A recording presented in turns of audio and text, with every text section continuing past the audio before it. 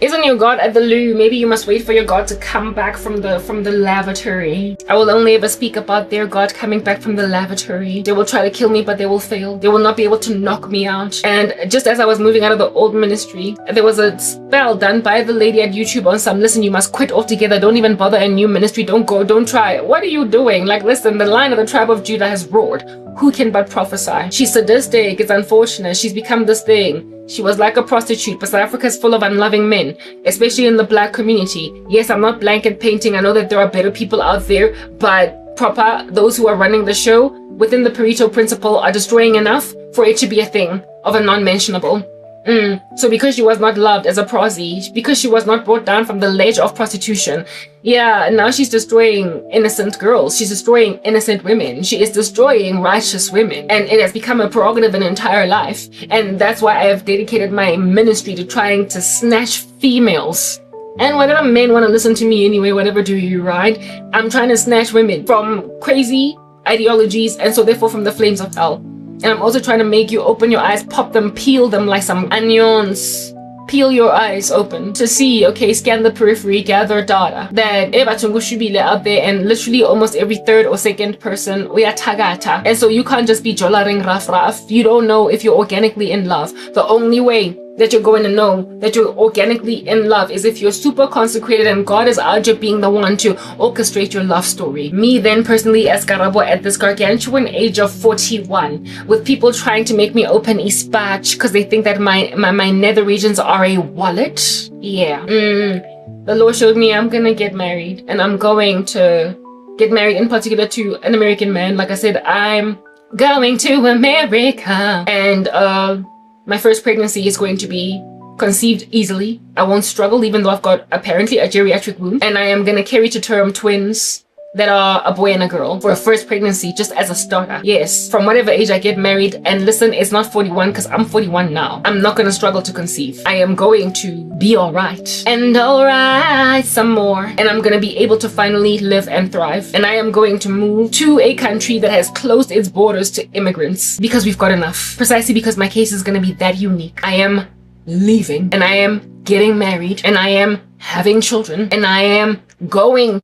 Not only am I doing all of these things as I'm speaking about these ducks in a row, I am also going to apparently, allegedly, even though I don't want to, because I'm tired, I'm going to win a massive lawsuit in South Africa against MTN, against Alexander Forbes, against Investec, against, listen, just a cornucopia of crazy companies that mixed together literally just destroyed a woman's entire life and eliminated from the face of the earth like an eraser her 30s. I'm gonna win it according to God, but I don't want to fight it because I'm tired of liars and I'm tired of South Africa. I don't want to be here. I don't want to come back here and litigate. I don't want to fight a case, but according to God, I'm gonna win anyway, because that's the thing about God. He's the one that plans. You might get exhausted in the middle of your journey, but he's the one that determines a thing. And sometimes when you get over the age of 35 or 40, you think you're tired, you're old, you're wasted. You think that there's nothing of steam left in you anymore. You think your bones are just kind of, there's no cartilage. Everything is just creaking. There's no cartilage like that ghost that I spoke about earlier. Your bones are creaking like a haunting.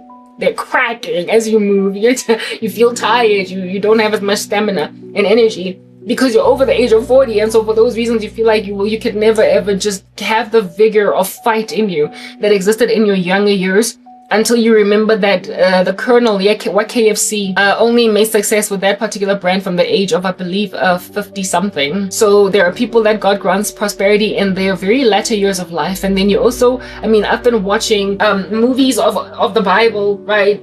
And like Genesis and what have you. And Abraham was thoroughly, like, when he was taken out of his daddy's land and everything, and made to just start embarking on random journeys. The guy was like 74. Like, the ages of people in the Bible, they will make you take perspective, literally take stock about you feeling like you all tired and geriatric, all like cobwebbed from just a tiny age of 30. Like, people got qualms with 30, dog, 30. Like, when people turn 30, they be out here panicking until you listen to the ages that people did stuff in the Bible, and you're like, say what? Like, Isaac got married at 40 to Rebecca. Let's just put that out there. And then she struggled to conceive for 15 years. So the guy was in his 50s.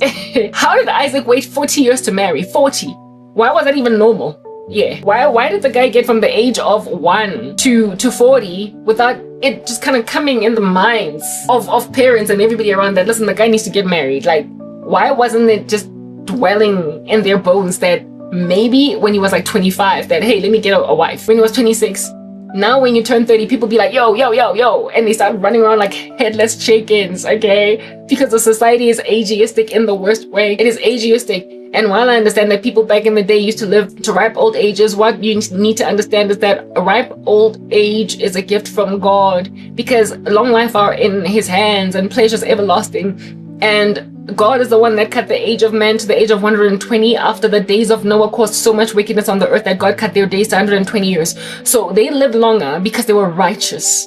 They were holier. But it still is a thing, or was a thing back then, because Abraham was a man that was full of years. He was like full of years. When he was given his initial promises, his initial calling, he was like 70 something, 74, I believe. Like when I listened to Genesis, I was like, herein lies these people in 2025 out here breaking their necks over turning 30. And this guy was given a purpose at all at 74. He was given a purpose at 74. All along, he didn't know what the Lord was going to give. He was told that your wife Sarah is going to have a son, Isaac, and he laughed and he was like, why don't you just give my son Isaac, not Isaac, but Ishmael, a promise, rather him? And God was like, no, I chose Sarah. Somewhere along the way in that whole line.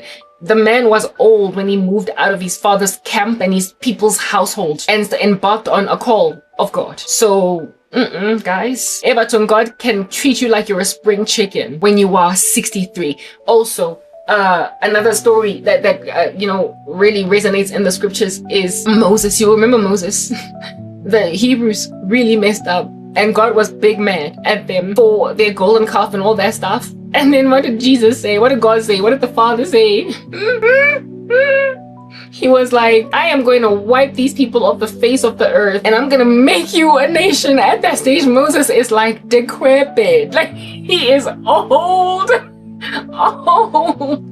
Moses is old. And God is like, I am going to wipe these people after their golden calf sacrifice. He's like, I am going to wipe these people after their golden calf sacrifice off the face of the earth, and I'm going to make you a big people, a massive nation. So I'm going to start from scratch. Screw you. Forget about Abraham. No, Abraham, Isaac, the promise to Abraham is in you, in just you, Moses. And Moses then interceded and was like, God, but like the people in Egypt are going to say that you took the people of God out from Egypt only to lay them as carcasses in the wilderness. For your own name's sake, save them. And then God salvaged them. But God was prepared to literally start from scratch with Moses. And when he wanted to start from scratch with Moses, Moses was how old? He was close to death. He was close to the age that he would ultimately die. Because that golden calf happened, was it before or after them twisting in the wilderness for 40 years or whatever? God was prepared to start from scratch with him. So what I'm trying to explain is that what God does not see the way that we see. I think of myself as an old woman with a geriatric womb, but the Lord sees Sarah. He sees Rachel and he sees Hannah.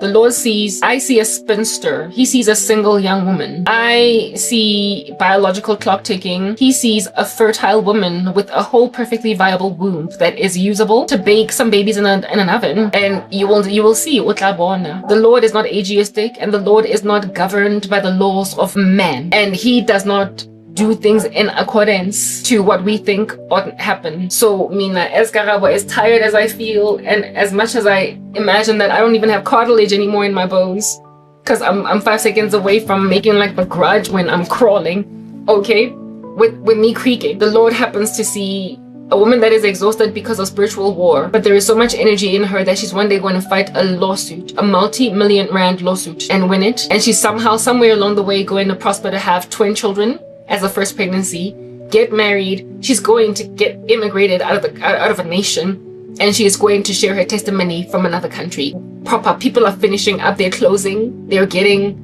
hysterectomies. They're getting vasectomies at my age. They're closing shop. They're closing themselves. They're getting neutered, if you will, like if they were animals. And I'm just getting started, apparently, because I belong to the God of the Bible.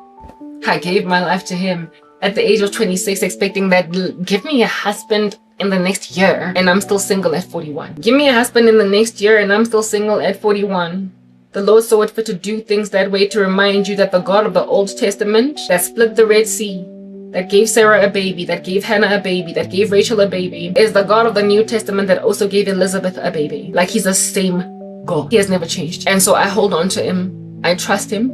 I latch on. I don't ditch. I don't skip. I don't skedaddle. I don't split. I don't bounce. I just hang. I'm waiting on God. And nobody is going to disillusion me.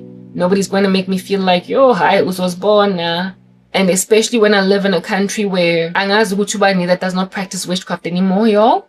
Maragushubile out there, and I'm not trying to marry, I'm not trying to marry a guy, oloyang. I don't want to be with a guy that is bitter, but that thinks that he can be different to me. He's bitter against women, but then he thinks that he can be better to me. Like Hitler, loving a Jew. Strangely, I'm not going to marry a guy that's going to go into a French museum making like Turlot in Oceans 11 or 12 and steal Napoleon's crown. Yeah, because that did happen in France. I'm not dating a guy that's into random like Oceans 11 or Oceans 12 or Oceans 13 type theft and think that because it's so high, it's so white collar, that it's then acceptable. Like I said, they commit white collar crimes. Like, no. I could yella muna that's gonna glamorize theft because he thinks he is Brad Pitt in Oceans 11 or whatever. I'm not marrying that. I'm not getting into a union with a dude that has no reverence for the holiness of God and the fact that I have mad respect for it and that I don't want to be muddied or mired and that I'm exhausted, fatigued from spiritual war. But he doesn't care because at the end of the day, listen, I always get what I want and you're going to give it to me. So this lady at YouTube,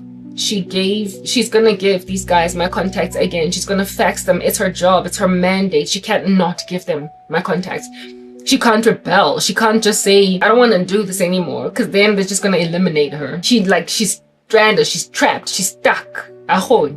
There's nothing she can do. So inevitably in my new ministry, these crazy putmadresas that belong to these cults that really desperately want to make out of me a side piece, a concubine, they're gonna keep trying, but mine is to hold fast. So guys, if I can endure 11 years, whoever will be watching this by whenever you will be watching it, of holding fast to my guns in Christ, because listen, count the cost of being a disciple. Yeah, if I can latch on to my guns and my bazookas in Jesus Christ, for 11 years, when you're still young and you're fresh and you've got a family that loves you and you are yet to be in so much attrition as I am, you have no excuse to be accommodating the trash of the earth. You have no excuse to be making like Tyler dating Travis Scott.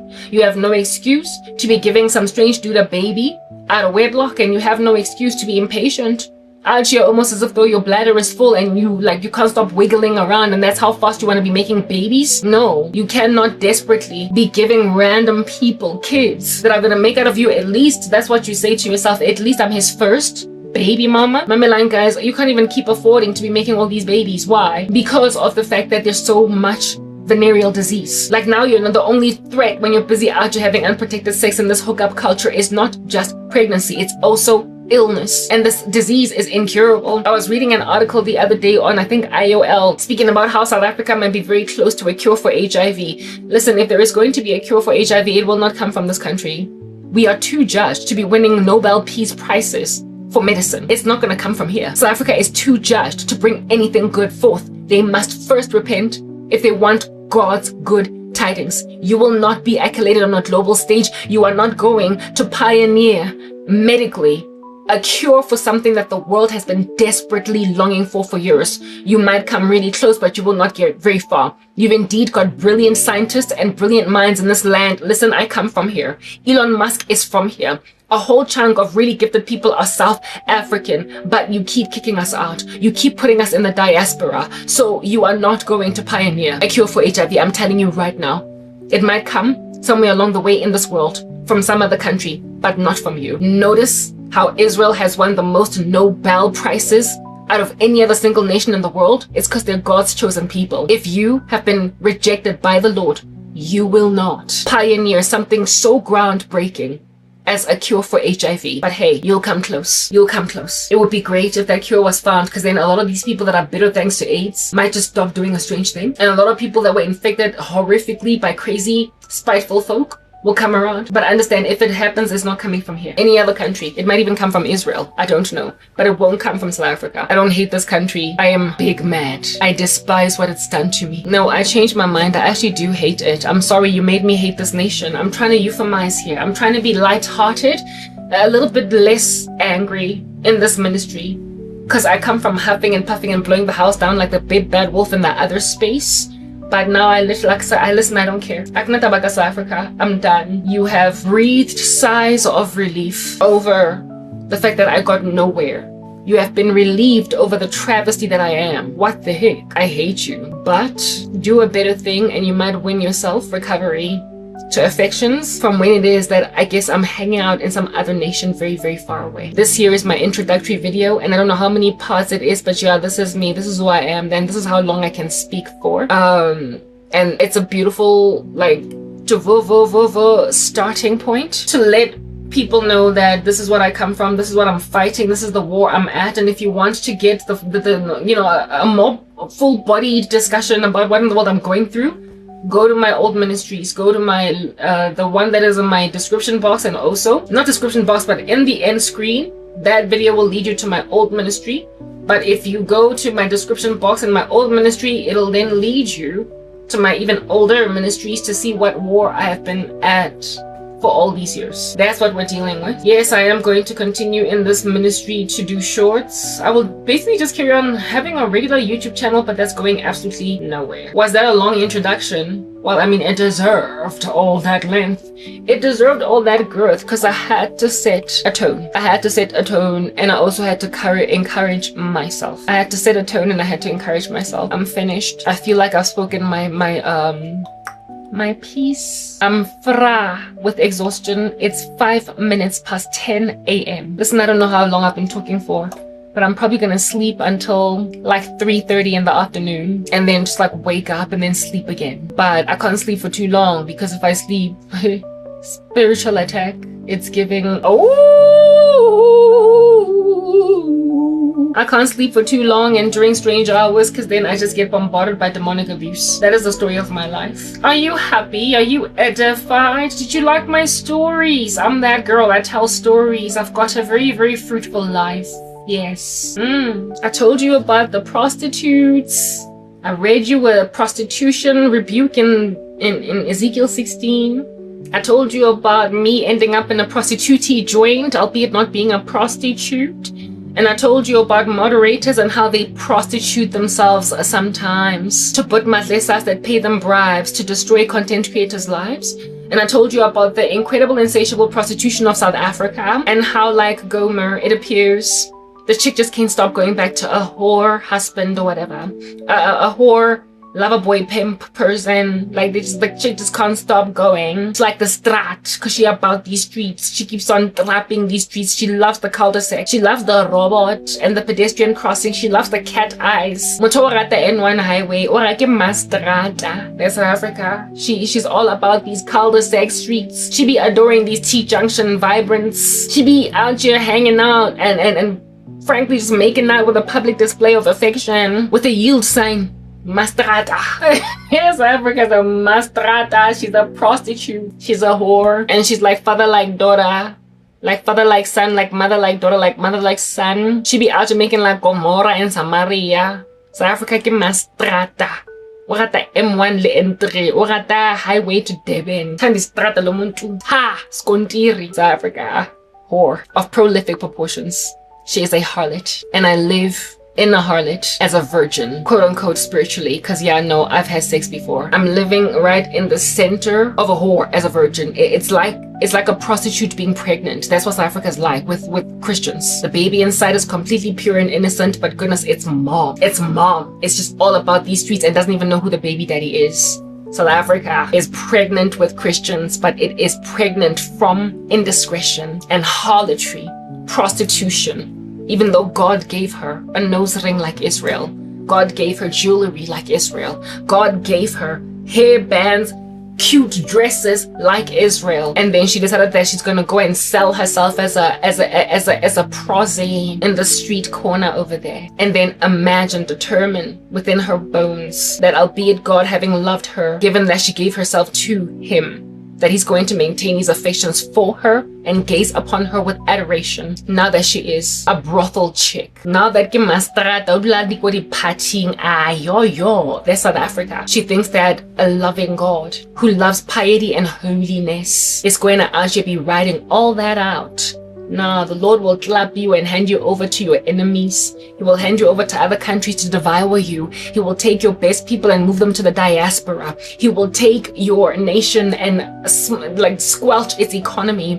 He will make soot out of the food in your plates. You will eat ash and dust. You will not be able to enjoy your lives. You can't korobela every last person that you meet, because then what are your marriages looking like? You are not going to be joyful in those marriages. South Africa, you cannot expect, after the Lord God Almighty awarded you redemption out of apartheid, turn awry a whore and wear a mini skirt on the corner of the street and show men your thighs and spread your legs like it's written here in Ezekiel 16. And hope that the Lord is going to, in spite of all of your harlotry, do you understand what I'm saying? When he is a jealous God, you can't expect that you're going to keep on maintaining all those pretty jewels on your ears and all those rings on your fingers and those cute dresses that you bought from wherever. You're not going to keep them on. You're going to sell them, you're going to squander them, you're going to squelch them, they're going to go out in the diaspora. You gave your jewelry to other people. I was a gem from your streets. I was a diamond literally mined out of Kimberley, that big hole. I came out of your own country, and now I'm going to be adorning the ears of the US. Understand, it's a thing. This here, what I am, is a curse on your nation, but a blessing on me. You gave me, you vomited me to another country. You insisted that I live like this, and so therefore I can't live. That's what you did. So God is going to rip out the jewelry from your ears, seeing as you saw it fit to melt it down as a goldsmith and make a golden calf. You don't deserve jewels then. Let somebody else go and put beautiful jewelry on the necks of your daughters, because you don't deserve beautiful women. Labalasha, you throw them away. You throw your most glorious gems away. So whatever. Do you run in these streets skedaddle? Okay? Make like you Bobby. Muna wako ki Bobby when I'm goho. Muna wako ki dogo. Keep on entering into marital unfaithfulness. Keep on thinking that it is appropriate to marry virgins over the gangsters. Keep on availing opportunity for crazy men to take some of the best women. And keep on just hiring ladies, relatively decent boyfriends, period blood. Keep on licious abanna and basadi, keep on licious abasadi. Like, carry on. Keep your cesspool. Keep your cesspool. Keep on infecting and reinfecting each other. Keep on living as roommates in households, even though proper when you first started dating right now, cold front. Keep on changing on wives with men. As soon as you enter into a marriage, but you are changed, you're not the same. Only busy, only very focused on that chick.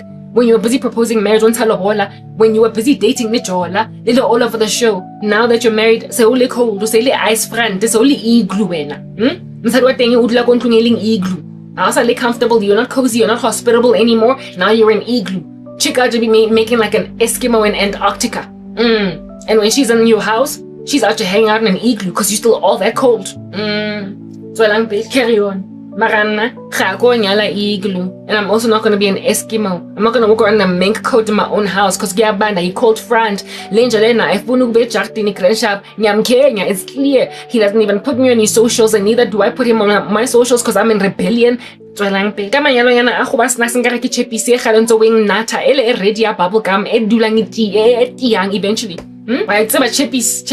Cheppies. Yeah, did you know? Why it's red? Ashem, 2 minutes is enough. Because it's unchewable the way it gets so hard later on. Yellow, blue. You will treat other red like square jaw, dog, like square jaw. Yeah. Because we're not forced that you want to eat cheppies, so next thing you're out of building a jaw and develop from chewing it. So I believe that bubble gum. Very hard. How could that chippies at thing over and above it? Oh, an ice cube on my mates, yabatang. Elemomo, we tease extra, even like ceramic tile. but you still chewing. Keep on having those kinds of marriages that are hard to chew. Just like Chippy say already, over and above. Uriati and just like a speech. Onwele menzi, a batang. And only the ice. With Chippy say in your mouth. And that's your husband. That's your wife. That's everybody. And then next thing you clap abantwana you don't give children affection. I spoke about that in my last video, exit video. I was complaining about coldness in the black family, coldness in the black community. To writhe, to wither, to suffocate, without being given love, until people become GBV monsters in the future and girlfriends are out here making out of themselves little harlots that hate other women. Continue with your shebe, okay? Take your country. Mara I get to le long mamelaneng ne bulukile ba osi le bontate ba teng ba go satana mo strateng ka di mamlambo. I get to long mamelaneng because osi ki mo on bloki. Mara, this is my first channel, my first video. I don't know how many channels in total I'm gonna have as at right now, and as I'm recording this video I have not yet started channels, but I'll know how many I decide to create. Because I tend to have more than one, because it makes me feel like there's a lot going on, you know what I'm saying? Even though there's like nothing going on in my channels. Having more than one channel gives me a sense of an illusion that there's a lot going on. So yeah. Alright, you guys, like I'm done. I've spoken my piece. Listen, there's a smile on my face. Look at it. Hey? Like I'm glowing like the sun. I'm iridescent. I'm resplendent. Like kala rainbow. I'm a kaleidoscope. Because I got to speak my piece. So praise Jesus, I get rain. Whatever. Spita parafini la spita la papa la sanya. And I cannot daba anymore. Kill me guys. I got what you urasedi kana lotora ampora I can mama hoshing. Ebelesa repenti. I can show redin sangmo. I can show. Little tuta hosekaloye. Little tuta hotrokelan to snacks sekomoraho.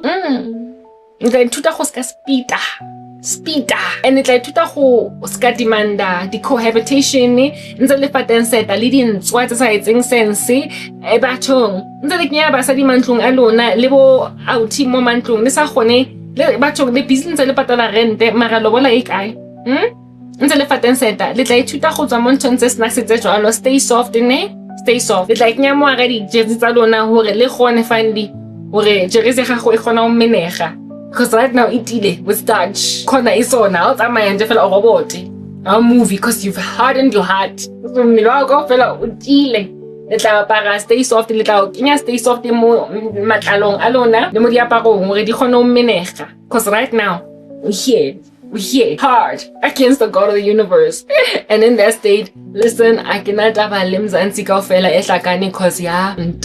am signing out in the name of Jesus Christ. I hope you've been edified, Crank.